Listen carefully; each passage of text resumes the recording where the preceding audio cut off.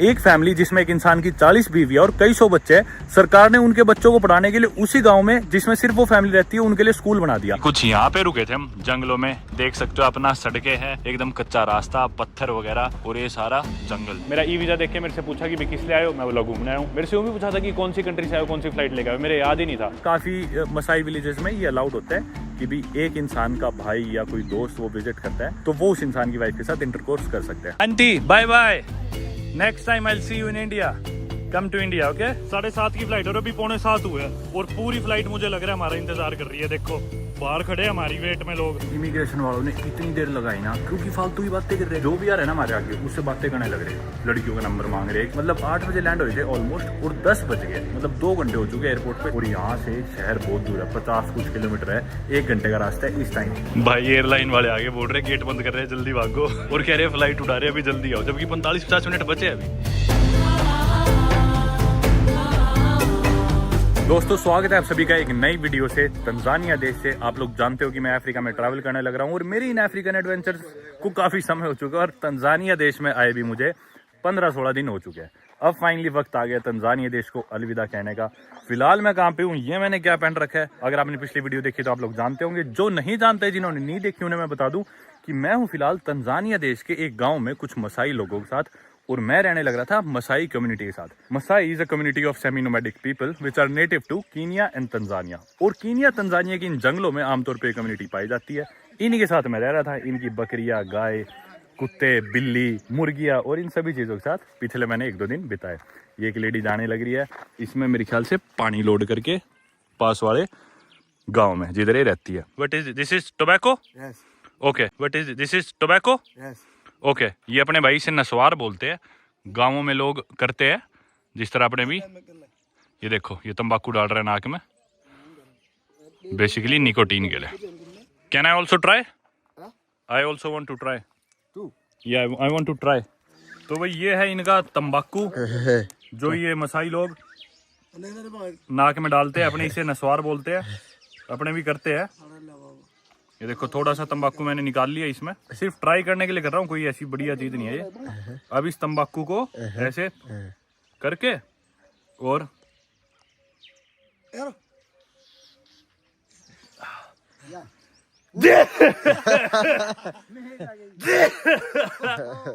हो आंसू निकाल दिए तंबाकू। Yes. He already has it. अब ये अपना नस्वार निकाल लेंगे तंबाकू। मैं नाक में ज्यादा ले गया।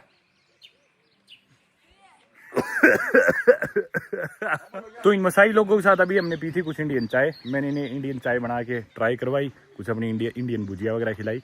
और मसाई लोग मुझे बोले कि भी तूने अपनी चीज तो मैं ट्राई करा दी, लेकिन अब तू हमारा ही नस्वार ट्राई कर। और वो मेरे गले में नाक में जगह फंस गया। मेरे को करना ही नहीं आता था। एनीवे एक बार बैग पैक करते हैं और निकलते हैं। ये एलन हमारा दोस्त, मसाई विलेज में इंग्लिश बोलता है, ये हमें लेके जाएगा एयरपोर्ट तक। ये रखी हुई अपनी कुछ भुजिया जो मैंने इन्हें चाय साथ ट्राई कराई थी। तंजानिया देश में मेरे सफर की मैंने शुरुआत करी थी मलावी से आके इनकी लार्जेस्ट सिटी दार एस सलाम में। दार एस सलाम से फिर मैं इनके गया था एक चेन ऑफ आइलैंड्स ज़ांज़ीबार, आप सभी लोग जानते होंगे। ज़ांज़ीबार से फिर फ्लाइट लेके मैं आया था Arusha, which is a mountainous densely forested region in the north east of Tanzania. Arusha से फिर मैं गया सेरेंगेटी नेशनल पार्क, एक सफारी के लिए, one of the most iconic national park in the world. 3-4 दिन सेरेंगेटी पार्क में बिताए, जानवरों की सफारी देखी, तरह तरह के जानवर देखे हमने तंजानिया में। बिग 5 एनिमल्स जिसमें elephant, rhino, buffalo, lion, leopard ये सभी आते हैं। और इसके अलावा सारी तरह के जानवर जो भी हमने किताबों में बचपन में देखे हैं, ज़ेब्रा, जिराफ, जो भी आप लोग सोच सकते हो, तरह तरह के हिरण। फिर मैं एक छोटे से टाउन मतुआम्बू जिसका नाम था, मतुआम्बू में कुछ समय बिताने के बाद फिर हम आ गए थे इस मसाई विलेज में। और अब इस मसाई विलेज में सबको अलविदा कहने का समय आ गया है। ये एलन, कुछ और पीछे मसाई लोग जाने लग रहे हैं। एलन के फादर है और बहुत अच्छा लगा इस मसाई विलेज में रह के, बिल्कुल घर परिवार की तरह इन्होंने रखा। Thank you so much sir, see you next time. I had a great time in the Maasai village. Thank you so much. Yeah, That's you're welcome. thank you so much. Forget here. Yeah. You must back again next time. Next time, definitely. For my village. Thank you so much Karibu. for making me feel at home. Sana. Karibu means welcome, right? Yeah, yeah. It's Swahili or It's Masai? Karibu. Yeah. Karibu is Swahili, my national language. Okay. Lakini Masai we say Kaributa. Kaributa. Yeah, yeah, yeah. Okay, Kaributa. Yeah, yeah. Also, you are Kaributa in India. Okay. Ashenale. Thank you so much. तो भाई अब समय आ गया है, इस गांव में मसाइयों की तरह ही रह रहा था, मसाई कपड़े पहन के बकरियां चरा रहा था, इनका डंडा लेके घूम रहा था, बाहर खेतों में जा रहा था, दूसरे गाँव में जा रहा था, जंगलों में जा रहा था। अब समय आ गया दोबारा से सिटी लाइफ एंजॉय करने का, दोबारा से एक सिविलाइज जिंदगी जीने का। तो एयरपोर्ट के लिए निकलेंगे। अभी वक्त हुए दोपहर के 12:30 और 7:30 बजे की किलीमंजारो एयरपोर्ट से फ्लाइट है मेरी कंपाला युगांडा की। कंपाला जो कि युगांडा की सबसे बड़ी सिटी है और कैपिटल भी है, वहां के लिए। तो इस गाड़ी में अभी अपन निकलेंगे। कपड़े कर लेता हूं मैं चेंज। आप लोगों को एक बात और बता दूं कि अरुषा जो सिटी है जिधर मैं आया था ज़ांज़ीबार से, अरुषा के काफी नजदीक है किलीमंजारो। और किलीमंजारो आप लोग शायद जानते होंगे कि पूरी अफ्रीका की सबसे ऊंची माउंटेन पीक है और पूरी दुनिया में भी highest single free standing mountain है। जितनी भी और ऊंची माउंटेन है, हालांकि किलीमंजारो से 200 माउंटेन्स और ऊंची है पूरी दुनिया में, लेकिन वो किसी ना किसी माउंटेन रेंजेस का पार्ट है, जैसे कि हिमालयस का पार्ट है माउंट एवरेस्ट। किलीमंजारो किसी भी माउंटेन रेंजेस का पार्ट नहीं है, सिंगल फ्री स्टैंडिंग माउंटेन की अगर बात करें तो पूरी दुनिया में सबसे ऊंची है और सारी माउंटेन्स कंसीडर करें तो अफ्रीका कॉन्टिनेंट में सबसे ऊंची है। किलीमंजारो एयरपोर्ट ही हमें जाना है और उस एयरपोर्ट से अपन अपनी फ्लाइट पकड़ेंगे कंपाला युगांडा की। कोई भी प्रॉपर शावर नहीं, कोई भी प्रॉपर बिजली नहीं, एकदम नेचर के बीचों बीच इन मसाई लोगों के साथ काफी समय बिताया और बहुत अच्छा लगा। सबको अलविदा कहने का वक्त आ गया है। Goodbye kids, bye bye bye, I am gonna see you next time, bye bye. ये अपनी मुर्गियां भी साथ ही थी। Good bye brother, thank you so much, next time see you in India, you come to India, okay? Bye. Come to my village in India. Bye. See you. Bye. Auntie, bye bye. Next time I'll see you in India. Come to India, okay? Ante. Asante. Bye bye. Come to India next time, okay? India, okay? ओए छोटे, हाथ मिला। ये बहुत डरता है हमेशा। Bye. Good bye brother, thank you so much, see you next time. Kids bye bye bye bye, see you in India, bye bye. लो भाई लेट होने लग रहे हैं, आजा भाई एलन। 7:30 बजे की तो फ्लाइट है और अभी 1 बज चुके हैं दोपहर के, और यहाँ से किलीमंजारो एयरपोर्ट 4-5 घंटे दूर है। और एयरलाइन भी युगांडा एयरलाइन है और एयरलाइन वालों ने लिख रखा है कि 2 घंटे पहले हम चेक इन काउंटर बंद कर देंगे। 7:30 बजे की फ्लाइट है तो लिख रखा है हम 5:30 बजे बंद कर देंगे चेक इन काउंटर। आमतौर पे 1 घंटे पहले होते हैं इंटरनेशनल फ्लाइट्स में, डोमेस्टिक में आधे पौने घंटे पहले। तो अपने को 5 बजे तक पहुंचना पड़ेगा एयरपोर्ट। 1 तो यहीं बज गए। Alan come fast, don't make us miss the flight. No problem. Aunty bye bye aunty.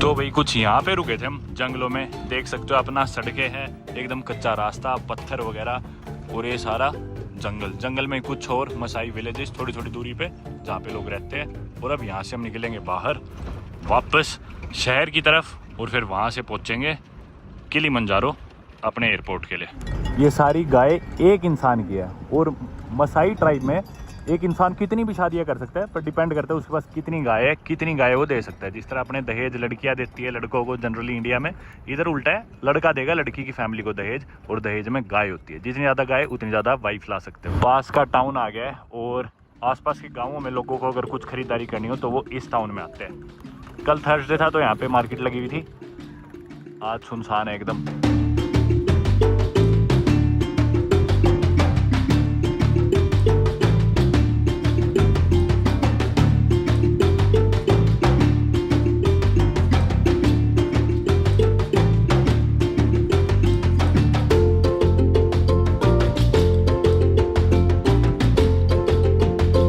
दोस्तों वक्त हो गए दोपहर के 1:30 बजे और हमारी फ्लाइट है 7:30 बजे, मैं आप लोगों को बता चुका। लेकिन यहाँ से भी लगभग 250 किलोमीटर दूर है किलीमंजारो एयरपोर्ट से, तो यानी कि 3.5-4 घंटे का रास्ता है। एयरलाइन वालों ने लिख रखे हम 5:30 बजे काउंटर बंद कर देंगे।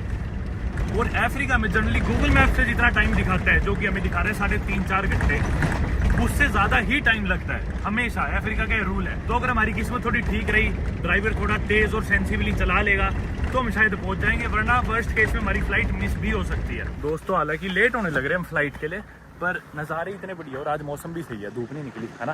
तो देखो 1 मिनट के लिए गाड़ी रोक ली, क्या शानदार नज़ारे यार, खूबसूरत देखो है ना।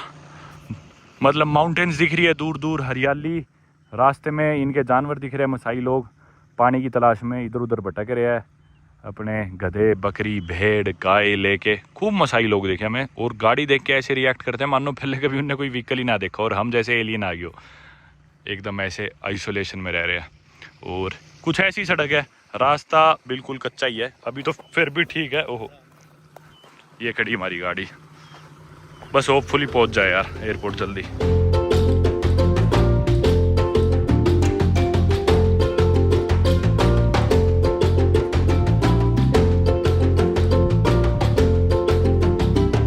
सड़क पे जाते जाते एक बार फिर से हम रुके हैं, और ये देखो जैसा मैं आपको बता रहा था कि मसाई लोग कितनी भी शादियां कर सकते हैं डिपेंडिंग अपॉन उनके पास कितनी गाय है, कितनी कैटल वो दे सकते हैं लड़की के परिवार को। और एक इंसान के 1 वाइफ 2 वाइफ 3 वाइफ 5 वाइफ होना तो बहुत ही आम बात है, लेकिन कुछ कुछ एक्सेप्शंस तो ऐसी होती है कि एक इंसान की 40 वाइफ है यहाँ पे। जी हाँ, ये जो आप गाँव देख रहे हो ना, इस गाँव में जो इंसान रहते हैं उनकी 40 वाइफ है और कई 100 बच्चे हैं।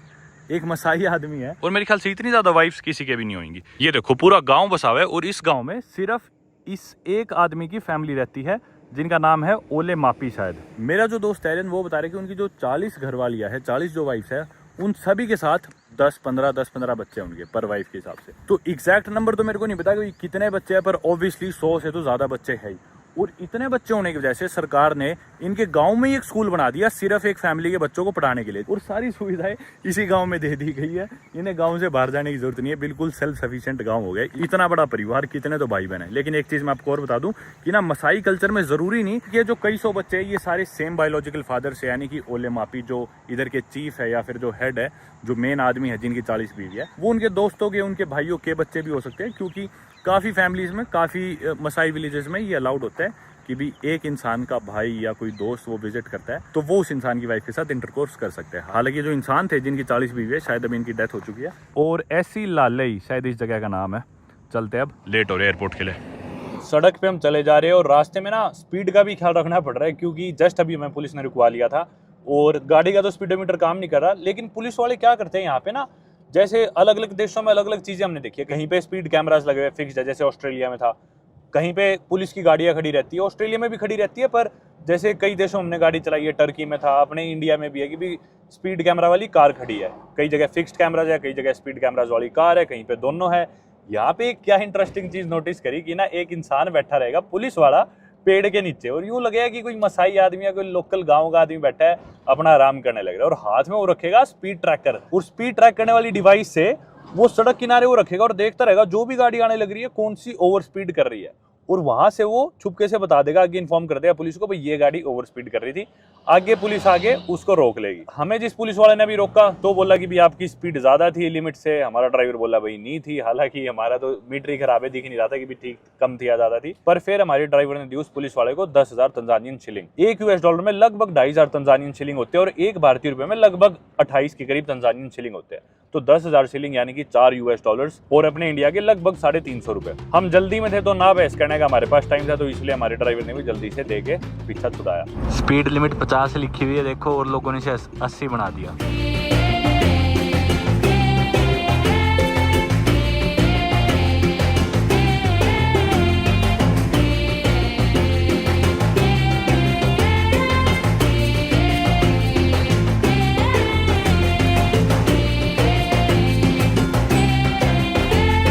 ये देखो ये एक पुलिस वाला खड़ा है, लगाम आदमी रहा तो ना यहाँ पे चीट कोड होता है। बाकी गाड़ी वाले बता देते हैं कि आगे पुलिस है, इशारा कर देते हैं। जैसे मलावी में था, आपने पिछली वीडियोस में देखा होगा।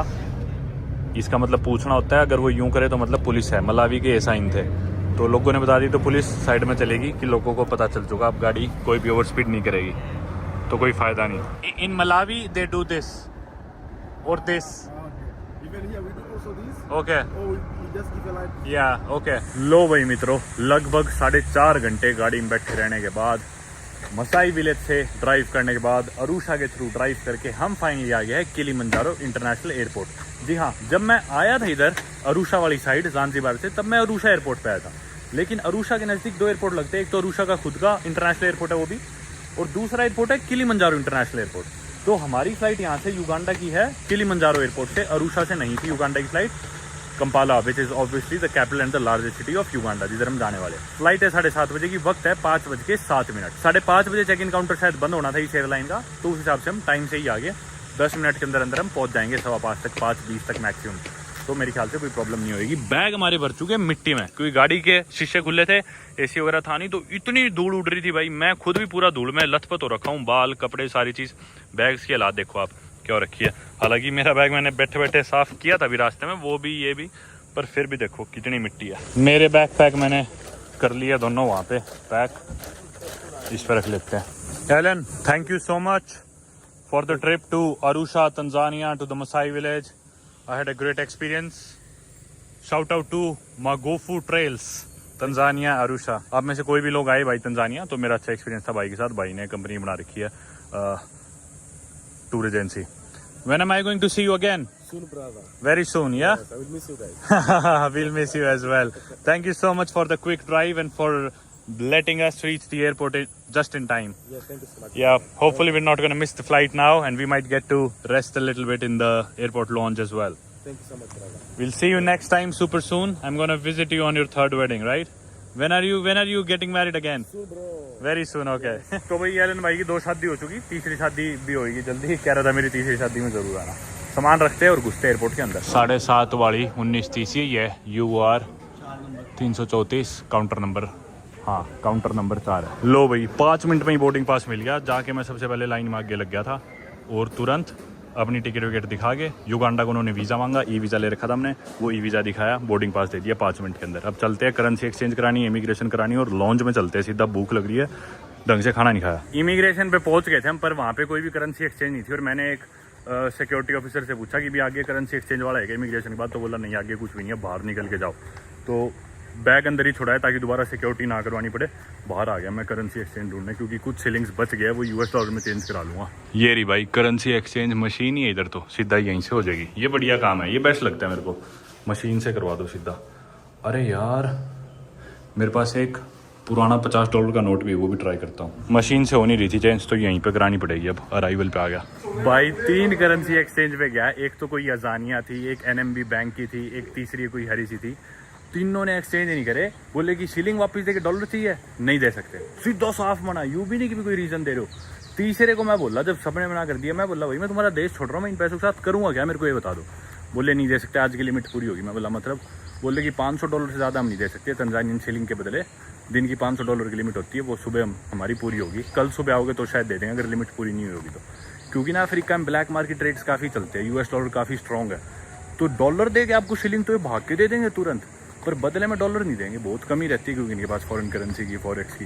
तो साफ नाट के भाई, साफ मना कर दिया। चलो भाई मजबूरन चलते अब इमिग्रेशन पे। इनकी करेंसी रहेगी मेरे पास 1 लाख से ज़्यादा, यानी कि $45 के करीब करेंसी बच रही है, 4000 रुपये, जो कि इंडिया के। इमिग्रेशन होगी हमारी और उसके बाद दोबारा सिक्योरिटी भी होगी। अब चलते इस लॉन्ज में।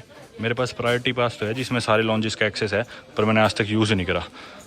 आज कर लेते हैं यूज़। इमिग्रेशन की भाई बात बताऊँगा अभी आप लोगों को, चल ही नहीं रहे कहीं भी, पीछे भी नहीं चल रहा था। ये है भाई गेट 5, वक्त हुआ है अभी 5:40, यानी कि है अभी तो समय 1 घंटा 50 मिनट फ्लाइट उड़ने में। तो 1 घंटा चल के अपन लॉन्ज में बैठ सकते हैं ईजिली, क्योंकि 1 घंटे बाद फ्लाइट की बोर्डिंग स्टार्ट होगी। यार बाकी एयरपोर्ट इतना टूरिस्ट ही है ना, सारे मतलब दुनिया के अलग अलग कोनों के लोग दिख रहे हैं इस एयरपोर्ट पे, जबकि जंगलों में अपन देखा जाए तो ना सारे वही किलिमंजारो माउंटेन देखने आते हैं, फिर आसपास वाटरफॉल्स देखने या सेरेंगेटी नेशनल पार्क, यही सब देख लें। बाकी भाई इमिग्रेशन वालों ने इतनी देर लगाई ना, क्योंकि फालतू की बातें कर रहे हैं, काम तो कर ही नहीं रहे।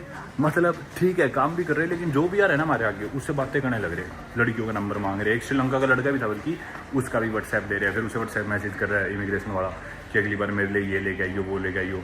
एक नीदरलैंड्स की लड़की थी, उससे बात करने लग रहे हैं, नंबर मांग रहे हैं। एक और यूरोपियन थी कोई, उसके साथ भी ऐसे ही। नीचे तो खूब गर्मी थी, ऊपर ऐसी तरह चलो एटलीस्ट सारी सीट्स बुक्ड थी। वैसे तो उधर कुछ बची है, पर उधर धूप आने लग रही थी काफ़ी। ये खाने पीने की चीज़ें खूब सारी अभी डाल लेंगे, दारू वगैरह भी है। भाई बहुत दिन हो गए खाना खाए ढंग से, खाते हैं कुछ फ्रूट्स वगैरह, सब्जियाँ है, चावल, ब्रेड्स तरह तरह की, कुछ केक्स और उधर मफ़िन वगैरह।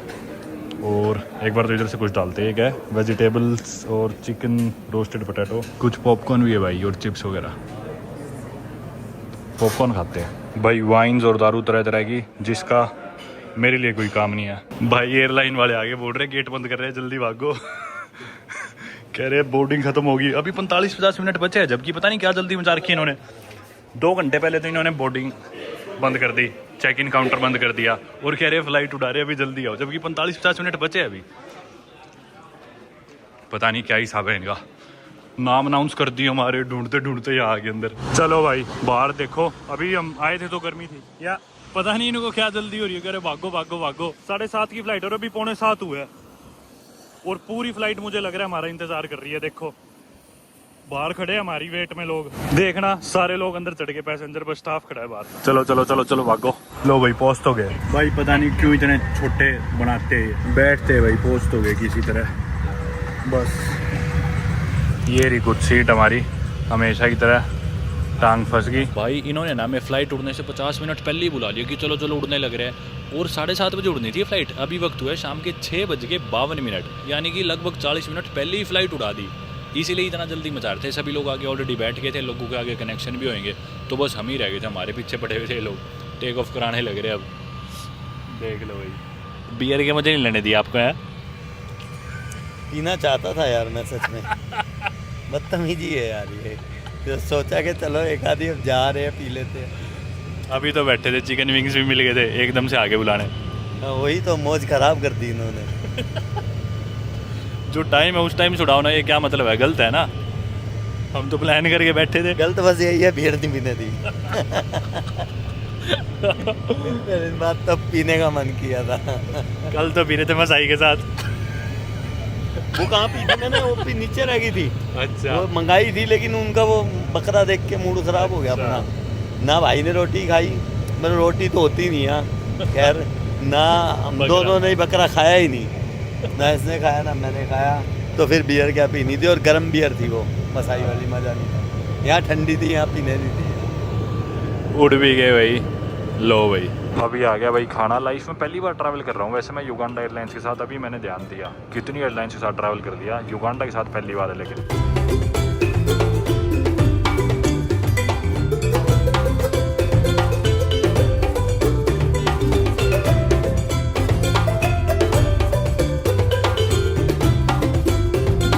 पता नहीं क्या दिक्कत हो रखी है भाई, फ्लाइट रोके तो होगी 10-15 मिनट, पर उतार ही नहीं रहे, शायद से बस दूसरी बुलाते होंगे। हालांकि पहुंचा तो दिया था फ्लाइट ने 1.25 घंटे में ही, पर पता नहीं तब से लाइन बनी हुई है, लोग आगे सरक ही नहीं रहे, परेशान हो रखे हैं भाई। 8:45 पे उतरना था वैसे फ्लाइट को, उधर तो 8:10 बार। क्या टाइम हुआ अभी? 8:25 हुआ है अभी, और 8:10 पे मेरे ख्याल कर गए थे लैंड हम। हाँ 12-15 मिनट से ऐसे ही खड़े हैं भाई। 8:45 पे उतरना था, ये टाइम वही कर ही देंगे, इतनी पहले चढ़वा दिया। बाकी आज जो हमारी फ़्लाइट थी ना, 7:30 बजे की फ़्लाइट थी उधर से, किलीमंजारो एयरपोर्ट से। हमने बुक करी है सुबह 11-11:30 बजे, तो हमने बुक करी कि ठीक है चलो आज चलते हैं।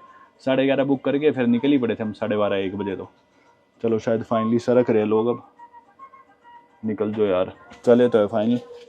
बाकी वीज़ा हमारे पास है ही, ई वीज़ा ले लिया था। तो भाई प्लेन से उतर के स्वागत करते हैं आपका। मेरी कंट्री नंबर पता नहीं कौन सी है, 108वीं 9वीं 7वीं पता नहीं। चढ़ते हैं बस में, चलो भाई उतरते हैं, इमिग्रेशन पे चलते हैं। एक तो हर कुछ दिनों में नई बीमारी मिलती है, कोई एमपॉक्स, मार्बर्ग, पता नहीं, अफ्रीका में तो खासकर। इमिग्रेशन होगी क्लियर, और ई वीज़ा था हमारे पास। ई वीज़ा की अलग लेन थी, ई वीज़ा दिखाया और उन्होंने ना पासपोर्ट पर स्टिकर वीज़ा प्रिंट करके पासपोर्ट के अंदर स्टिकर वीज़ा चिपका दिया। सिंगल एंट्री का 3 महीने की ड्यूरेशन का वीज़ा लग चुका है अपने पासपोर्ट के ऊपर। बैग लेते हैं।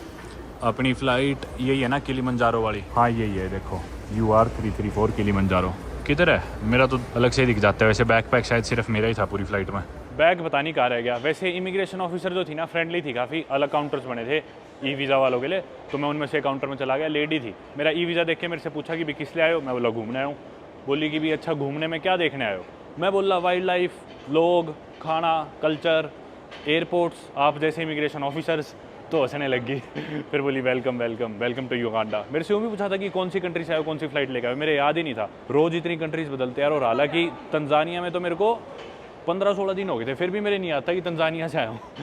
फिर याद करा कि हाँ मैं तंजानिया में था, किलीमंजारो से आया हूँ। अरे यार बैग क्यों नहीं आ रहा है, ऐसा कैसे हो गया आज? आजा मित्र, दिख गया। पहले कम मिट्टी में भरा हुआ था, तो और मिट्टी लग रही, कैसा लग रहा है देखने से। चलो मित्रों निकलते हैं एयरपोर्ट से बाहर, कस्टम्स हो रहा है, और उसके बाद अपन बाहर निकल जाएंगे और पहुंचेंगे अपने हॉस्टल। हॉस्टल मैंने बुक करा लिया है, बुश पिग बैकपैकर्स करके है शायद नाम। बाहर आ गए कस्टम से भी, और यार सिम कार्ड भी लेना था और करेंसी भी बची हुई तंजानिया की, तो कोई करेंसी एक्सचेंज हो तो वो भी चेंज करानी है। एक बार मैं मनोज भैया की वेट कर रहा हूँ। निकलते बाहर, देश में आ गए और यूँ ही नहीं पता इनकी करेंसी क्या है, कितने की होती है, क्या कुछ है, कुछ भी नहीं पता इस देश के बारे में। लैंड हो गया है। चलो भाई 4x पे चलते हैं पहले, तो पहले वाली चेंज करा लेते हैं, यहाँ वाली बाद में देखेंगे, एक बार पता करते हैं थोड़ा देश के बारे में। भाई दूर से बुलाने लग रहे हैं, आजो आजो आजो, हाथ दे के हमें कराने तंजानियन शिलिंग। ओ भाई साहब तो बहुत ही गंदा रेट दे रहे हैं, बहुत ही गंदा रेट दे रहे हैं, आधे से भी कम दे रहे हैं। ये तो कोई तंजानिया जा रहा हो उसे ही पकड़ा देंगे, क्यों वेस्ट करे पैसे। 1.1 दे रहे हैं ये, $1 के बदले अपने को 1100 शिलिंग देंगे, जबकि रेट है 2500 शिलिंग का। नहीं, ये $1 के बदले यहाँ 3550 मिल रहे हैं। What is the currency? तो ये तो युगांडा की तो अलग है ना। Uganda shilling. हाँ, ये तंजानिया शिलिंग, अगर अपन तंजानिया वाले चेंज कराए दो। हाँ, तो तंजानिया के इतने ही तो देंगे अगर हम। हाँ सही कह रहे हो, मेरे को लगा अपन डॉलर ले रहे हैं। हाँ ना ना, अपने को यहाँ की करेंसी मिलेगी। तो तंजानिया शिलिंग में भाई ये तो भाग भाग के बुला रहे थे, और ये देखो रेट दे रहे हैं हमें तंजानिया शिलिंग का 1.1, इनकी करेंसी है युगांडा शिलिंग। एक बारी मैं कन्वर्ट करूँ और देखूँ कितना नुकसान हो रहा है। तो अभी मैंने इनकी करेंसी देखी और $1 में ऑलमोस्ट 3700 युगांडन शिलिंग है, और एक भारतीय रुपये में ऑलमोस्ट 43। तो ऑब्वियसली जो ऑनलाइन रेट दिखाते हैं उतना तो नहीं मिलता, इन एक्सचेंज पे ज़्यादा पैसे काटते हैं। पर अफ्रीका में जनरली ऑनलाइन से ज़्यादा मिलता है, क्योंकि या तो ब्लैक मार्केट रेट्स होते हैं, फिर भी आप शहर में कराओगे तो ढंग का रेट ही मिलता है। तो $1 के बदले तो चेंज कराना कोई इतना ठीक नहीं है। अपने पास जो तंजानिया शिलिंग है वो दे के बदले में ले लेते हैं युगांडन शिलिंग। भाई वो पिछले वाले पे रेट दे रहे थे 1.1 का, इधर रेट दे रहे हैं 1.2 का। तो मैंने 1 लाख अपने शिलिंग दे दी इन्हें, इन्होंने थोड़ा ज़्यादा रेट दिया, तो अपने को फ़ायदा हो रहा था। 10,000 युगांडन शिलिंग ज़्यादा मिल रहे थे, जो कि अपने इंडिया के 420 रुपये हो गए। तो बढ़िया यहीं से कराते हैं। तो ये ले लिए मैंने युगांडन शिलिंग, कुछ ऐसी लगती है इनकी करेंसी। एक आधे नोट तो नए नए दिया बिल्कुल, बदले में हमें मिल गए 1,27,200 युगांडन शिलिंग। चलो कम से कम अपने वो चेंज तो हो गए तंजानियन, मेरे टेंशन थी वहाँ वेस्ट जाएंगे। पहले वाला 1.1 का रेट दे रहा था, दूसरे पूछा वो 1.2 का, मैंने दूसरे से चेंज करा ली। मैं सोच रहा था सबसे पूछ लेते, जिस पे बेस्ट मिलेगा वो करा लेंगे, पर फिर मैं मनोज भैया को आज ही मार रहा, मैं एक बार उससे रेट पूछना, पर भैया वीडियो बना रहे थे, मैं बोला चलो कोई नहीं, अब जो मिल रहा है ले लेते हैं। 1-2 से और पूछा, एक दुकान 1.25 का रेट भी दे रही थी, यानी कि अपना 200-250 रुपये का नुकसान हुआ। साथ वाली दुकान से करा लेते तो इनकी करेंसी शायद 10,000 और मिल जाते, अपने मेरे ख्याल से 200-250 रुपये। सिम कार्ड देना है अपने को, आ गया सामने एयरटेल और MTN। बाकी आप आओ तो भाई सब पे पूछ लेना रेट, हमने जल्दबाजी में ऐसे ही ले लिया। ये है भाई एयरटेल, ई सिम भी है बाकी इनके पास। अफ्रीका में मेरे को बहुत दिक्कत होती थी, हर जगह सिर्फ फिजिकल सिम मिलता है, ई सिम मिलता ही नहीं था, पर इनके पास है एटलीस्ट। और 5G भी है युगांडा में, कुछ ऐसे रेट्स है। बराबर में इसके MTN है, लेकिन यहाँ पे 2 लड़कियाँ मिली है जर्मनी की, उनसे मैंने पूछा कि भी कौन सा बढ़िया, तो बोल रही है कंपाला में रहना हो तो एयरटेल बढ़िया है, और MTN इतना अच्छा नहीं है। यहाँ पे वॉलंटियर कर रही है। ये देखो रेट है बाकी 25 GB डाटा मिलेगा। कितने का है ये, रेट तो दिखाई नहीं रखा। अच्छा 60,000 का, 60,000 शिलिंग में 25 GB डाटा मिलेगा, यानी कि वही लगभग $17-18 हो गए, और अपने 1400 रुपये भारतीय 25 GB डाटा के। ये 1,10,000 का, इसमें 50 GB डाटा मिलेगा, मतलब वही 2,500 में 50 GB। तो भाई सिम कार्ड ले लिया फाइनली। 1 महीने वाला तो महंगा पड़ रहा था, पर मैंने इनसे पूछ लिया कि भी 1 हफ्ते का भी कोई है क्या तुम्हारे पास, कोई स्कीम हफ्ते की, क्योंकि सस्ती पड़ती है कोई ऐसी स्कीम हो तो बोले 1 हफ्ते में 15,000 में 5.5 GB है, 15,000 शिलिंग्स, और 25,000 में 11 GB है, पर ये मैक्सिमम है वीकली। तो मैंने 25,000 वाला ले लिया। 25,000 अपने इंडिया के 600 रुपये मान लो, और उसमें मुझे 11 GB इंटरनेट मिल गया, लेकिन 1 हफ्ते तक वैलिड है। भाई लगभग 1 घंटा लग गया सिम लेने में, हालांकि एयरपोर्ट पूरा खाली पड़ा था, पर हमारे आगे 2-3 जने थे। 2 लोग थे सऊदी अरेबिया से लड़के थे, 2 लड़कियाँ थी जर्मनी की। तो उन सऊदी वाले लड़कों से मनोज भैया ने दोस्ती कर ली, जर्मनी वाली लड़कियों से मैंने दोस्ती कर ली। तो उनसे बात करेंगे, और हम 6 जनों को सिम कार्ड लेना था। तो ये बेचारा एक लड़का एयरटेल के काउंटर पर अकेला लगा था सबके सिम कार्ड देने के लिए, सबको बोल रहा था 5 मिनट्स, बेचारा दुखी हो रखा था। और सऊदी वाले लोग तो इसे बोल रहे थे, बहुत रूडली बात कर रहे थे सऊदी वाले इससे, तो मेरे को तो इतने पसंद से भी नहीं आए। पर मैं भाई को बोल रहा था कोई नहीं यार, आराम से कर ले, दुखी ना हो। फिर वो खुश हो गया, बोला चलो आप समझते रहो एटलीस्ट मेरी मजबूरी। एनीवे अब मैं एयरपोर्ट से बाहर निकल रहा हूँ, मनोज भैया सिम लेने लग रहे हैं, अभी तक मिला नहीं, टाइम लग गया था। तो इतने कोई ड्राइवर आया हुआ है शायद लेने के लिए, मैं उसके पास जा रहा हूँ सामान लेके। पर यार एयरपोर्ट देखो मस्त बना रखा है इन्होंने, है ना। मेरे ख्याल से चाइनीज़ नहीं बनाया होगा। अफ्रीका में मोस्टली एयरपोर्ट्स और ये इंफ्रास्ट्रक्चर की जो डेवलपमेंट्स है चाइना वाले ही करते हैं। इनफैक्ट कस्टम्स पे भी जो मशीन थी ना, मैंने उस पर पढ़ा था, लिखा हुआ था कि भाई चाइना में बनी हुई है, चाइना ने दे रखी थी मशीन कस्टम्स वाली चेकिंग के लिए। चलो बाहर निकलते हैं, यहीं कहीं ड्राइवर खड़ा होगा कोई जो हमें हॉस्टल ले जाएगा हमारे। तो भाई ये नाम लिख के आए थे भाई, mister Paramveer Beniwal. What's your name? William. Thank you William for coming. ये देखो भाई कागज। I can't believe you wrote the right spelling of my name. It's very unusual because my name is very hard. People generally mistype it. भाई आप लोग जानते हो 8 बज के कुछ मिनट पे हम लैंड हो गए थे, 8 बज के 10-12 मिनट पे शायद। अभी वक्त हो गया 10 बजने में 2 मिनट बची है, मतलब 8 बजे लैंड हुए थे ऑलमोस्ट, और 10 बज गए, मतलब 2 घंटे हो चुके हैं एयरपोर्ट पे। सिम लेने में बहुत टाइम लग गया यार। और यहाँ से शहर बहुत दूर है, 50 कुछ किलोमीटर है, 1 घंटे का रास्ता है इस टाइम। यानी कि 10 बजे निकलेंगे तो 11 बजे हम शहर पहुँचेंगे, हॉस्टल पहुँचेंगे, ना कहीं खाना खा पाएंगे, रेस्टोरेंट वगैरह बंद हो चुके होंगे। ये एयरपोर्ट भी वैसे वो है, EBB कुछ एयरपोर्ट नाम है इसका। चलो भाई सामान रखा जा रहा है गाड़ी में, निकलते यार। वैसे कितनी छोटी फ्लाइट हो, पूरा दिन जाता ही है ट्रैवल में ना, सिर्फ 1-1.5 घंटे की फ्लाइट थी, यूँ सोचता था पता भी नहीं चलेगा, पर सुबह से धक्के खा रहे हैं। मतलब देख लो 1.5 घंटे की फ्लाइट थी, होता ही है भाई, स्पेशली इंटरनेशनल हो तो, क्योंकि फिर इमिग्रेशन इन्वॉल्व हो जाती है, कस्टम्स इन्वॉल्व हो जाता है, वीज़ा, और फिर वही नए देश में पहली बार लैंड हो गए, सिम कार्ड लो, करेंसी का पता करो, टाइम लगता ही है भाई। उठते ही मतलब एंगेज हो गए थे कि ठीक है ब्रेकफास्ट खाओ और चलते हैं अरूषा की तरफ। अरूषा पहुँचे 4-5 घंटे की ड्राइव, फिर एयरपोर्ट पे, फिर भागम भाग फ्लाइट में चढ़े। फ्लाइट का सफ़र 1-1.5 घंटे का था, 1.25 घंटे में उतार दिया था, पर अब यहाँ पे आके भी फिर इतना टाइम खराब, और अब सोने का टाइम हो जाएगा। चाहे 15 मिनट की फ्लाइट हो पड़ोस वाले देश की, अगर इंटरनेशनल है तो आपका पूरा दिन जाएगा। और ये भी तब है जब हमें कोई लेने आया था, अभी हम टैक्सी तलाशते, कुछ ऊबर करते तो 1 घंटा उसमें भी खराब होता है। तंजानिया मेरे साथ यही हुआ कि लैंड हुए बाद 1 घंटा और ख़राब हुआ, 1-1.5 घंटा, जब 15-20 दिन पहले तंजानिया आया था। देखते हो टैक्सी वाले तो पूरी दुनिया में भाई कार्ड से नहीं लेके जाएंगे, कैश से करो, हाथ जोड़े टैक्सी वालों। यही है। चलो अब एटलीस्ट यहाँ ये कोई जानकार थे मनोज भैया के, पता नहीं वैन सी कैसी है, अपने इंडिया में तो बिल्कुल अलग आती है।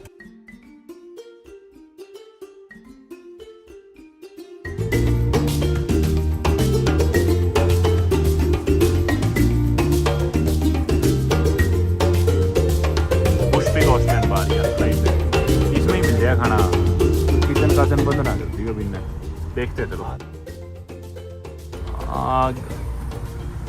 ठीक सा लग रहा है, शायद होगी। इनका रेस्टोरेंट फेमस है, मेरे याद आ गया। Thank you William, thank you so much.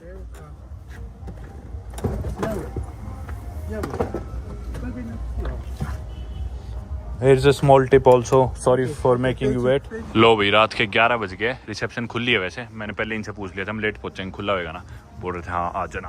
भाई चेक इन कर दिया और कमरे दिखा रही है अभी। ये 2 ऑप्शन थे कमरों के, कुछ इन्होंने इमरजेंसी का सामान भी रख रखा है, यहाँ पे हॉस्टल में रखते हैं वैसे, मॉस्किटो रिपेलेंट और ये लड़कियों के सैनिटरी पैड्स वगैरह, टूथब्रश, टूथपेस्ट। चलो भाई ऊपर चलते हैं कमरे की तरफ, 3री मंजिल पे है, 35 नंबर कमरा मेरा, मनोज भी आ गया 36 नंबर।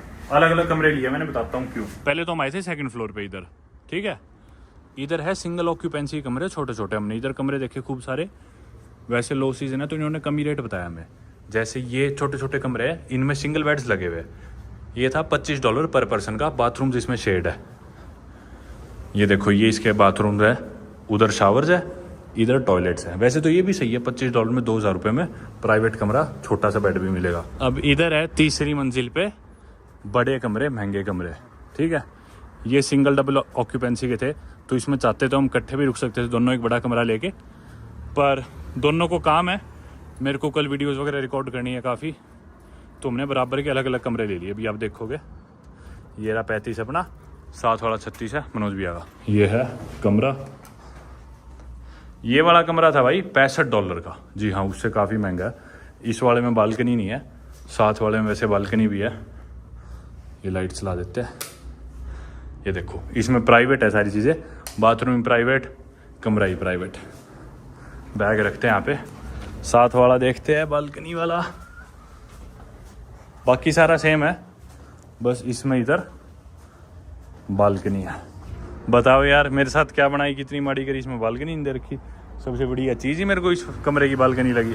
तो बैग्स रख दिए हमने, और 11:30 बजे इनकी किचन बंद हो जानी थी, वक्त हो भी गया 11:30, 11:29 हो गए।